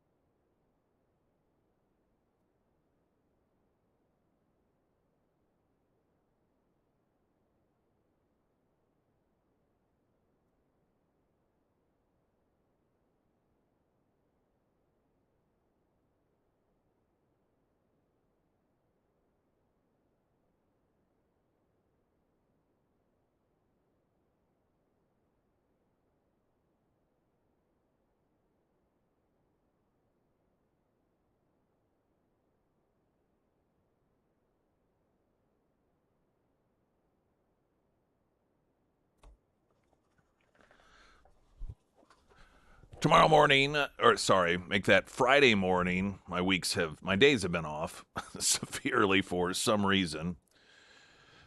Friday, Roadshow Scramblers. We're going to have your chance to grab some tickets to see Hairball at the Black Oak Amphitheater coming up Saturday, May 9th, and it's all about 80s. These are, it's going to be described as a arena rock revival featuring recreations of all your favorite arena rock bands: AC/DC, Twisted Sister, Kiss, Van Halen, Motley Crue, Queen, Def Leppard, Guns N' Roses, and many more as well. So if you love that era, you love that music, then it certainly will be a concert that you probably want to attend, check out, Saturday, May 9th. So it's coming up just a few weekends from now, and we'll have some tickets to give away. All you got to do is, it'll be first come, first serve. We don't have a massive amount, but we have more than a pair. So if you want to swing by and just ask for those, if we still have them, then we'll get you hooked up, because that's what we like to do. Speaking of concerts, last night attended, well, let me back up. Oh, it's mid-afternoon, and the girl child comes home and casually mentions, oh, by the way, our spring concerts tonight, if you didn't know. No, didn't know. Sometimes she has a habit of being very casual about large events like that. And so then when my wife gets home, I was like, by the way, the spring concert is tonight. And so anyway, like, okay. And the Republic High School choir performances, particularly the spring one, to me is almost hysterical, because I swear there have to be more kids in the choir than aren't. I have just never in my life seen a school with so much participation when it comes to choirs. Now, maybe it is in line with schools today. It certainly wasn't that way when I was in high school. We had essentially two choirs when I was in high school, and I was in both. There was your standard choir that, I don't know, maybe 30 kids or so, and then there was contemporary singers, and that was about a dozen of us, and we had the bedazzled vest and the black pants and the bow ties, and it was really, for lack of a better term, in the 90s, quote, gay, but we were awesome, and that was it. I mean, there's like 80 different choirs at Republic. There's choral, there's girls something else choral. There's all these, and it's kind of a cool thing to see, particularly the vastness of it. But so we're there last night, and during the spring performance, in between some of the different performances, the director gives out awards, and these are meaningful awards, and they explain the meaning behind the awards. And essentially each of the different choirs would have a boy and a girl receive the awards, and then the award is presented, and then the recipient of the award comes down and gets it, and then goes back up into the little stands there where they do the singing. And it seems like generally, or oftentimes, the expectation when something like that happens is, you get the polite applause from everyone. And I noticed, to me anyhow, it seemed, with the students at Republic High School, it was that times 1,000. It was not the standard sort of, oh, we're giving out awards and so one big surprise. There was this demonstration of true enthusiasm and excitement and pride for one of their peers every time, no matter who the student was. And there was also the announcement, not to the students, but to everyone in attendance, that the or vice choir director, I'm sure I'm getting the title wrong, that he was moving on, he was going elsewhere. And at the end of the spring performance, prior to the final song that is sung, the seniors present the director or directors with a gift so that they, as seniors, will be remembered as they go. It's sort of a little traditional thing that they do, and it's very personalized. And so, that's always neat because the students do that. And they do it. It's very meaningful. It's very thoughtful. The very, very, very long-term choir director who had at one point retired and then come back, and she had passed away recently due to an illness, and her husband was there, and they announced that just for all future performances, that seat was going to be reserved and dedicated to her. But they also, there was an award named after her. And it was the award dedicated to a student that just really exemplified the dedication and to the craft and just it's a very, again, meaningful thing. And so there was a girl that was awarded to, and then on top of that, there was the girl's father was an artist, and he had done a painting in honor of the choir teacher who had passed. And so she was to bring it out and then present it to the husband. And she was just really emotional during the whole thing. And she was also like the vice president of the student club with choir or something. I know I'm getting all these terms wrong, but she was part of presenting the awards and to the choir directors and saying a few words about how meaningful her time has been there, and how her first year, she said, "I so hated you." She said that to the choir instructor and explained why. But, she was getting caught up in it. And then at the end, they have all of the students. I'm telling you, I wish I should have taken a picture and done an AI thing to count them all, including any alumni, anyone who had ever been in the Republic schools to all come up on stage. There were more people on stage than in the audience, and then sang the alma mater song, the Republic high school song, which I think probably most people didn't even know that there was one unless they've been on that stage singing it or one of these performances. So anyway, I sit through this experience last night, and it wasn't unlike the previous year in terms of the enthusiasm and the overall support that these students just so enthusiastically and genuinely expressed for one another. And I thought, it's just, you hear so much about the bad things in not just society, but schools. So oftentimes when it comes to schooling, you'll see things posted on social media about, has anybody else heard about bullying in this school district? And well, my child this, and sometimes there, real things that happen that aren't good, that do need to be addressed. But it can oftentimes create in your mind this idea that that's the entire culture of a school, and that's the entire culture of the kids. And when you have the opportunity to see in today's culture where the sort of the negative stands out, and I know this all sounds cliched, but then you see young people that are just so genuinely supportive of one another and excited for one another, it really does give you a recalibration of maybe where we are in this country. And it's so easy to write off our future because of so many of the things we see, particularly with young people and their seemingly indifference to one another, the lack of empathy and compassion and even interaction with one another. And just last night was something that I had experienced, again, the previous spring concert that was given that just defied all of that. And I just wanted to mention it because if you aren't given the opportunity to actually see it and experience it, it's easy to believe that it doesn't exist, and it really does. And last night was an example of that.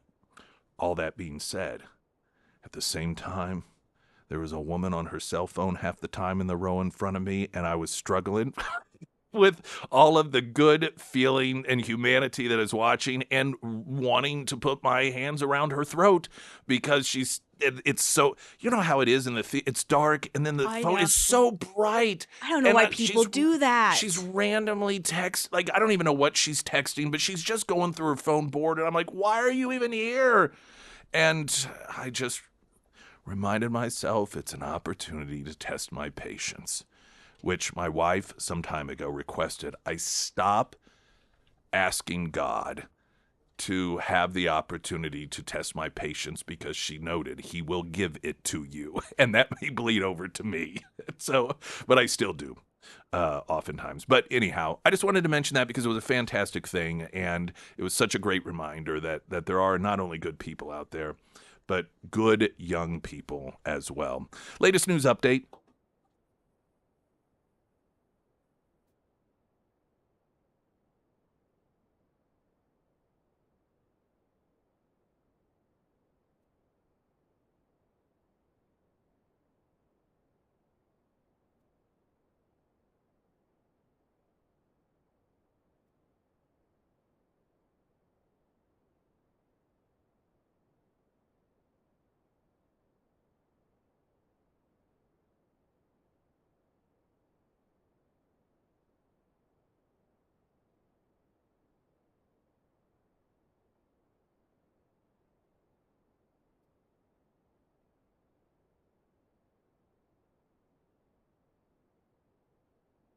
And the first alert forecast from Ozarks First meteorologist Tom Schmidt, sponsored by St. Clair of the Ozarks Home Improvements.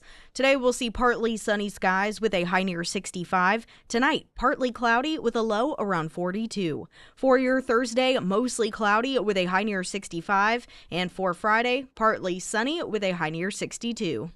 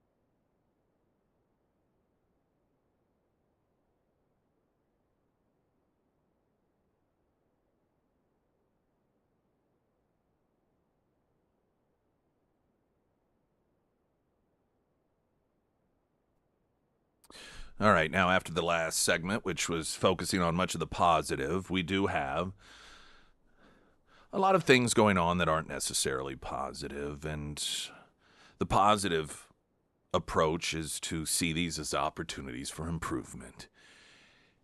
I would say that as a country on the whole, we're anywhere from a mixed bag to do very poorly in paying attention to the people that we elect to office. It's easy to say they're all a bunch of bums, they're all a bunch of liars, they're all a bunch of this and that, but that's not true. It's just not. There are good people that run for office for the right reasons, and sometimes they're not necessarily right on the issues. You can have good people that get in there. They're not necessarily constitutionally minded. They're just more about, hey, I want to do good, and so whatever my heart tells me. And so their motivation is not nefarious, and then you get some really smart people that run for office that are dedicated and proactive, and you get a lot of idiots. The gold medal of electing idiots really is the Democrat Party. Not to say that there aren't some Republicans that at times make you shake your head. Usually they're the more moderate Republicans, the one that tend to have Democrat tendencies.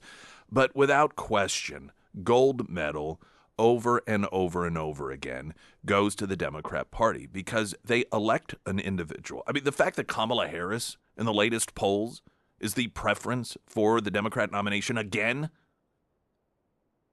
it's just one of many demonstrations.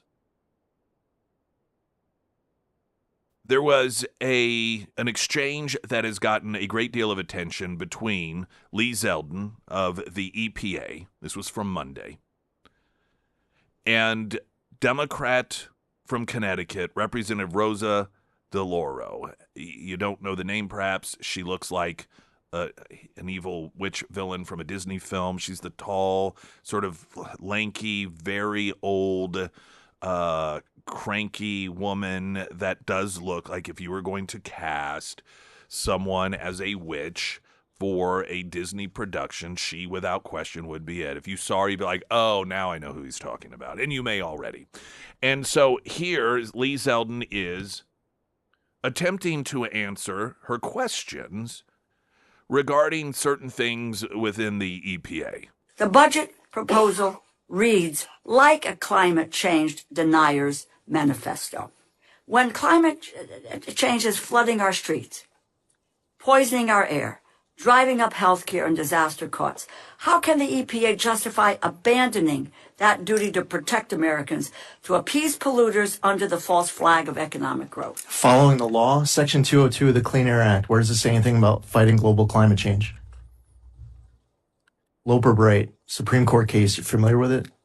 No, I maybe others are not, but let me ask. But that's really important. As a member of Congress, Loper Bright says that we as an agency don't have the authority to get creative if Section 202 of the Clean Air Act. No, but you don't have, excuse me, you do not have the right to say climate change does not exist, that it's a hoax, and that's where this administration I is understand coming you're from. upset that you don't know what Loper Bright is. Do you know what the major policies doctrine is? I'm upset because Do you know what the major policies doctrine is? You're a member of Congress. You should know. you have moved from someone who defended the environment to all of a You're sudden very defensive about not knowing the two biggest landmark Supreme Court cases of the last year. Words to your question. about changing your policy and your positions with regard to the environment. Now, Okay. you just Do tell you want me to tell you what the two biggest Supreme Court cases are of the last few years? Michigan versus EPA, West Virginia versus EPA. because you need money from us. So wait for the second and wait for the questions and answer the Well, question. I answered your question, and you didn't like my answer because you don't know what Loper Bright is, because you don't know what the major policies doctrine is, because you're asking me about Section 202 of the Clean Air Act, and you don't read it. You don't know what it says. Listen, and what you want to do is to deny. You want No, to I actually read the law. I do my homework. really. You're just somebody who likes to have the microphone on. You know what I have to do? I read the law. I read the Supreme Court cases. And I would say No, what you should do for your constituents is actually read statutes. is that real risk. Read your Supreme Court. The Appropriations Committee. Oh, you come here. you care about science? Now you're threatening to defund it? No, you don't fund Because something. you don't know what Loper Bright is. Because you don't know what the major policies doctrine is. Your message to our folks at the EPA is that you want to defund us. Yes. BS. You think I made up these cases? Yeah, I think you have made up. I made up Loper Bright. I made up West Virginia versus EPA. I made up Michigan versus EPA. I can't imagine being a person that is obviously very busy, and you've got to take time on your calendar, set off a block to go and pretend as if you are there to educate people, when those people have absolutely no interest in actually being educated. Because the moment that you do attempt to do that, they just scream and yell and call you, "You're just a climate denier. You're a climate denier." It's really no different than an intelligent person who has a very serious job to do being forced to sit down and answer questions from 8-year-olds with very short attention spans and bad tempers who just call you names when they get tired of you trying to explain to them the answers to their questions. Listen, there's a difference between having political disagreements, ideological disagreements over what is the role of government, but to be subject to this stupidity, to be forced to go and be asked, and when you start to answer the question, and you're answering it in a meaningful way. And what happened is, and I can tell you because of the visuals of it, her question, she was reading word for word. I don't even know that she was even knew what she was reading. And so when he attempts to explain to her, listen, but here's the law. That's not a thing that we do. That's not, and here are the Supreme Court cases that involve that. She has no interest in that whatsoever, nor probably the mental capacity to comprehend it anyhow, even if she were interested. There's another bit of audio I want to play coming up in which with RFK Jr., and she demonstrates the same level of intellect when it comes to raw milk. So that coming up. Pyramid Roofing Company text line 447 KSGF. I'm Nick Reed.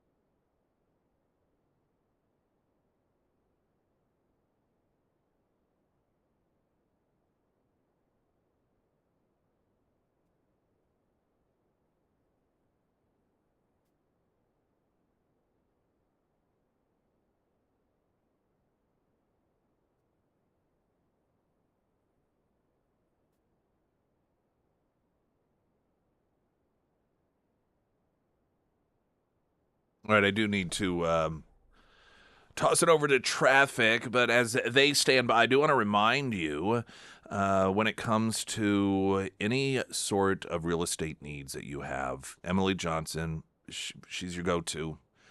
Save her contact, save her info. You may not right now be even thinking about it because you don't need to, but there's a good chance someone that you know is or will post on social media. Does anyone know a trustworthy person that can help us sell our home?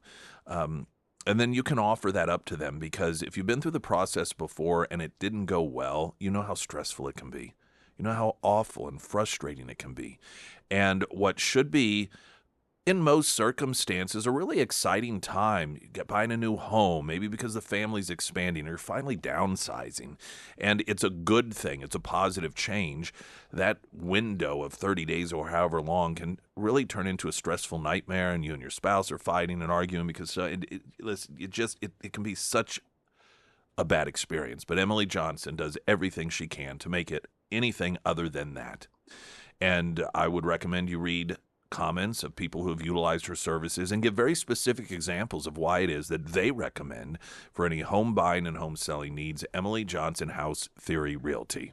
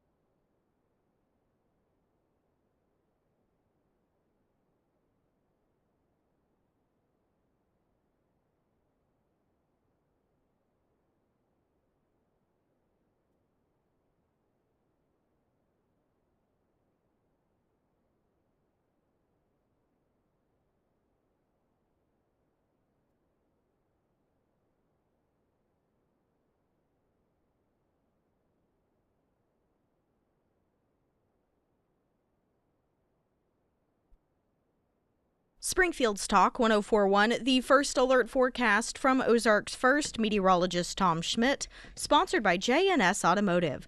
Today we'll see partly sunny skies with a high near 65. Tonight, partly cloudy with a low around 42. For your Thursday, mostly cloudy with a high near 65. And for Friday, partly sunny with a high near 62. We played audio in the previous segment of Lee Zeldin, which a lot of people forget was another Republican who was almost assassinated. It was when he was running for governor of New York, and a gunman was, I believe, tackled and subdued. It was an outdoor event. And, you know, it was, we forget there have been so many Democrat activists that have attempted to murder Republicans, whether they're just Republican activist speakers or candidates or the president, that you begin to forget some of them. And Lee Zeldin was one of those individuals subject to an assassination attempt by a Democrat activist. On Monday, he got into a heated exchange with the congresswoman from Connecticut, Rosa DeLaura, and we played the audio in the previous segment. And she, it was the typical rhetoric from the Democrats, and she asked a question, and he attempted to answer, and she didn't want to hear the answer, so she just starts screaming climate denier. And the reason that it became so contentious is because it was clear as he attempted to legitimately answer a question, she had no clue what she's talking about. No clue. No clue about what the EPA's role is. No clue about recent Supreme Court decisions that had context to her question. Appeared to never even heard of these things. Because none of this matters to these people. And I say these people, I'm talking about specifically individuals like that.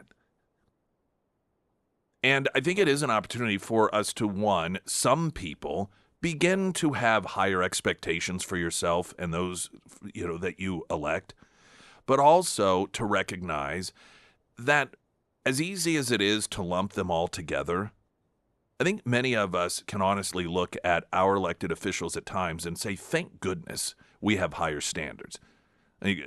Talking on a congressional level, clearly Congressman Burleson is an individual that spends a lot of time doing his research. You may not always agree with where he stands, but he's not someone that walks into a scenario and starts asking questions in which unless it's to really, truly, genuinely learn the answers, but he's a person, like a lot of members of Congress, that really want to know what it is that they're talking about so that they can make informed decisions. That same Democrat congresswoman, who's won a re-election, I don't know how many times, had an exchange not too terribly long ago with RFK Jr. over the issue of unpasteurized milk. Now listen to this nut job in this exchange. Having said what I said and what your view is on raw milk, unpasteurized milk. And the FDA's website says raw milk, unpasteurized milk can harbor dangerous germs that can pose serious health risks to you and your family. You have your own personal views about raw milk. They cannot be part of a health protocol. Well, raw milk is not regulated by the federal government. Congresswoman DeLaura. Unpasteurized milk. Yeah, it's regulated by the states. It's not regulated by us. Mm-hmm. Well, they can legalize it within their borders. We don't regulate it. The FDA does not regulate it. It's regulated by the states. It can't be circulated across some states state lines. Allow it, some states do not. It's up to the state. It's not up to us. Well, you are the head of the Health and Human Services. If raw milk has the ability to put 9 people into the hospital, serious kidney disease, more than half the cases involving children 3 years and younger, you are the Secretary of Health and Human Services. Is there not some moral responsibility or compunction to say, don't drink raw milk? Don't do that because it's unpasteurized and it can cause you serious harm to your health. Is that not you view as your responsibility? You just pointed out that processed cheese can also contain contaminants. Every product can contain contaminants. What we do is we inform the public.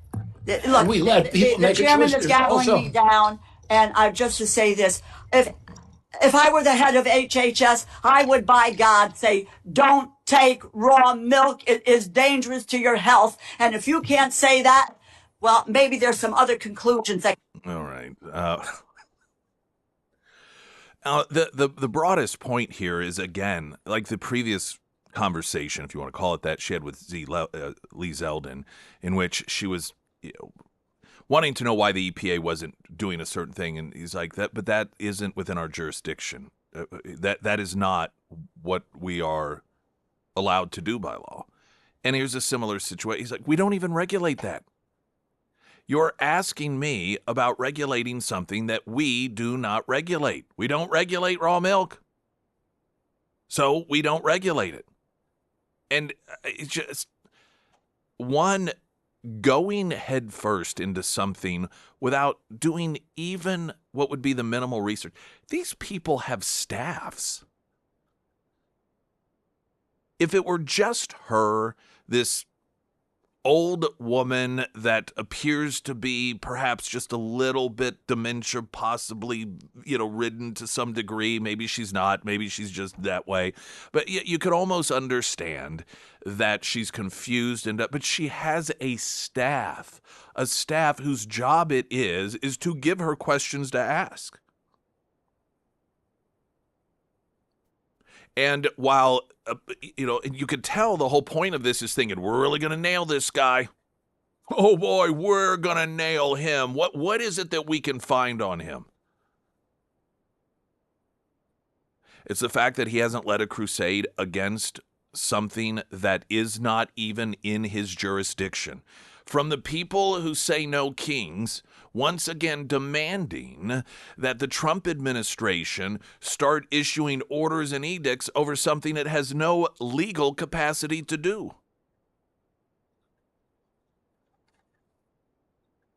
I mean, some of us do better when it comes to choosing elected officials, and this is the thing that does kill me about Democrats in particular.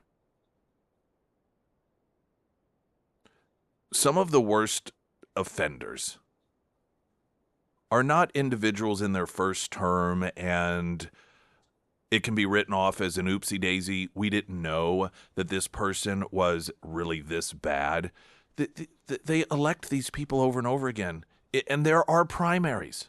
There are primaries. It is an opportunity to go, you know what, we can do better. But apparently, Democrats don't ever think that they can when it comes to some of these people. Now, before we go to a very quick break, it's the same story, but it's a different person. There's a gal who is running for Congress in Pennsylvania. And she actually was appointed by the Biden administration to, I think, Health and Human Services. It was a regional position over, a pretty large swath of the country. And she goes by Dr. Alice Stanford. I don't know if she's a medical doctor or if she's a Joe Biden type of doctor. Don't know the answer to that. But this is an individual running for Congress as a Democrat, and who has been very vocal in her thoughts about, ICE and border security. And so she sat down with a local reporter and was asked about this, the issue of, well, who should be in charge of this stuff if not the president? You also said you're running to abolish ICE. Mm-hmm. This is something that we've heard other Democrats and activists talk about. Yeah. From an immigration enforcement perspective, yes. Who do you think should be in charge of enforcing immigration laws? It's a good question. And you can pause because I just want to think about it. Well, go ahead. We need to continue, though. Okay. Who do I think should be in charge of enforcing immigration laws? Not the executive branch, so not the president. So it belongs with Congress. It belongs with Congress. Okay, well, wrong answer, first of all, because that's not the way that it works. It's funny because it almost sounds as if she just came up with an answer and felt confident about, it belongs to Congress. Yeah, it belongs. No. In fact, very deliberately, like so many other things, you have the branch of government that funds operations being separate from the branch of government that executes the function. This is done very deliberately so that you have the spreading out of power, so that the funding and enforcement or execution of what's being funded isn't all in the power of one branch of government. It's separated out. The the fact that this, again, is someone that just doesn't even have a prepared answer. Oh, that's a good question. You're running for Congress as a serious candidate. See, some people, when they run for Congress, it's because they see the way things operate and think, yeah, that's not working. This is what should be done instead. And so I am going to run in hopes that I get elected and that I can, as one voice of over 400, can maybe propose my ideas and my thoughts. That's why I'm running, because I believe that I have the ideas that can lead to these things being done better. And then there are people like this who apparently are just like, oh, I think that'd be a fun job. Don't actually have any thoughts on how this stuff works. Hadn't even apparently thought about it. Border security. She's thought about it enough to say that ICE should be abolished. And so the question then, well, if you do that, so like, okay, if ICE is gone, that's gone. So what do we do then about, oh, golly, that's a really good question. Well, she's a Democrat, so there's a very good chance she'll win in the primary. I don't know what the political makeup is of that particular district in Pennsylvania, but the fact that any of these people can get we just keep getting dumber.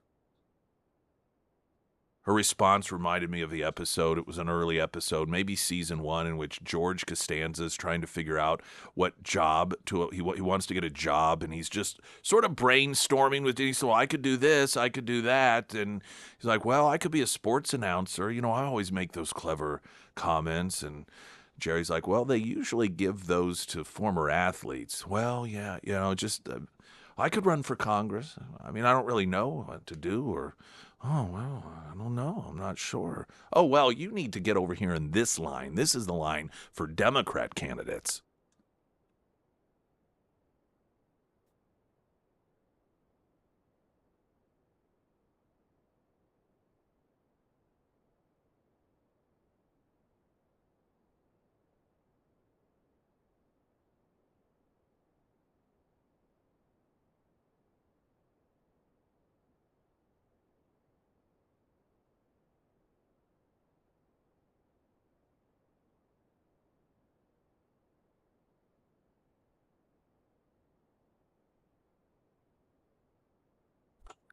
Sarah Myers. Thank you. Springfield Livestock Marketing Center. They have a couple of sales to round out the rest of the week. Today, starting at 9 a.m., they will host a feeder sale. And then coming up this Saturday, they will host a Highland cow sale starting at 10 a.m.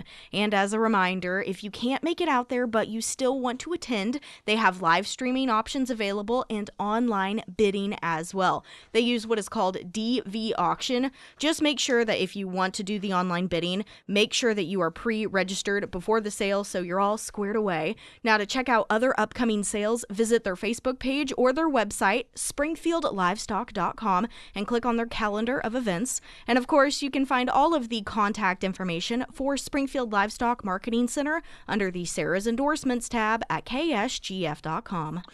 Not everyone that is a member of Congress, even very intelligent people, are necessarily great at getting down to the point and asking questions. Generally, we find people with legal backgrounds are pretty good. I think that I feel comfortable saying on the Senate side, I just don't know that anyone outdoes Josh Hawley. Of course, he's got attorney as a background. It's Trey Gowdy on the House side before he would retire out. He was really seen as a bright spot in terms of questioning. On the House side, he also had a background as an attorney. And you get these individuals that at times really nail it, and they do so because they get to the meat and potatoes. They get to the point of it. And I find increasingly that those moments in which the person doing the questioning is actually attempting to really get down to the truth of something, and the truth doesn't look good, it's virtually every time it's a Republican doing the questioning. When the Democrats do the questioning, it's like what we played in the audio earlier. They fall apart, they name call, they scream and they yell. Not that there aren't some Republicans that have done that in the past. I mean, we have seen that. But it's such a stark difference. And to demonstrate the difference, I want to play another bit of audio. That what I would consider the opposite of what you were hearing earlier. A Democrat asking a question in which the Democrat did not actually want an answer and didn't really have any information about the subject matter itself. This is quite the opposite scenario. The person doing the questioning is a Republican congressman from Texas by the name of Brandon Gill. And during a hearing yesterday from the House Judiciary Subcommittee on the Constitution and Limited Government, the topic was From Tool to Weapon, the FACE Act and the Dangers of Federalizing Criminal Law. And the FACE Act has a lot to do with abortion clinics. And it's something that was put into place in order to protect people who want to get abortions, any kind of abortion, from having any sort of outside opinion potentially influence them in the arena, the physical arena of these local, so protesting and theoretically blocking people from getting abortions. And so given that this is about the issue of abortion, the person answering, the so-called expert was an expert when it comes to the issue of this and abortion. And these are the questions that were asked by the GOP rep Brandon Gill. You're an advocate for abortion, for abortion policy. What's your favorite type of abortion? I am an advocate for patients having access to the full realm of reproductive health care. But do you have a preferred method of abortion that you like? I do not. Let me read through a couple different methods, and I want to get your take on how much you like these. The first type is called a suction abortion. This is when the cervix is dilated and a strong suction, 29 times the power of a household vacuum cleaner, tears the baby's body apart and sucks it through the hose into a container. Do you prefer that method? I stand by my former testimony. That sounds kind of gross, doesn't it? Sounds pretty gruesome. Do you agree? It does to me. I stand by how I answered your question fully and accurately. Okay, what about this one? This one is called dilation and curettage. After dilation of the cervix, a sharp looped knife is inserted into the uterus. The baby's body is cut into pieces and extracted, often by suction. Do you prefer that method? What I believe we are here to talk about today is the FACE Act. We are not here to talk about I'm asking the you, you're a legality of pro-abortion abortion. advocate. I'm asking if you prefer the dilation and curettage method. I am a access to reproductive health care advocate. You don't want to talk about abortion itself. Why is that? I would prefer to talk about the reason that the committee called the hearing. Is it because it's uncomfortable to talk about? I would prefer It should be uncomfortable. I would prefer, if you would let me finish my statement, to talk about the Freedom of Access to Clinic Entrances Act, which is what I was asked to come. Yeah, talk about this one. It's called dilation and evacuation. Forceps are inserted into the uterus, grabbing and twisting the baby's body to dismember him or her. If the head is too large, it must be crushed in order to remove it. Do you prefer that method? I would prefer to talk about the reason the hearing was called and the basis of my expert testimony. It's uncomfortable to hear this, isn't it? It is. I think it is, because it's barbaric and evil. How about this one? It's called the saline injection. It's when a 20% salt solution is injected through the mother's abdomen into the baby's amniotic fluid. The baby's skin is burned off. The baby ingests the solution and dies of salt poisoning, dehydration, and hemorrhaging of the brain. Do you prefer that method? I would prefer to talk about the subject of the hearing. This is the subject of the hearing. This is about protests outside of abortion clinics. I'm asking you about abortion. I stand by my prior testimony. Okay. I wouldn't want to talk about this either if I were you, because it is barbaric and evil. Anytime you have two sides, one is trying to make sure people have as much information about the issue as possible while the other doesn't, that tells you something.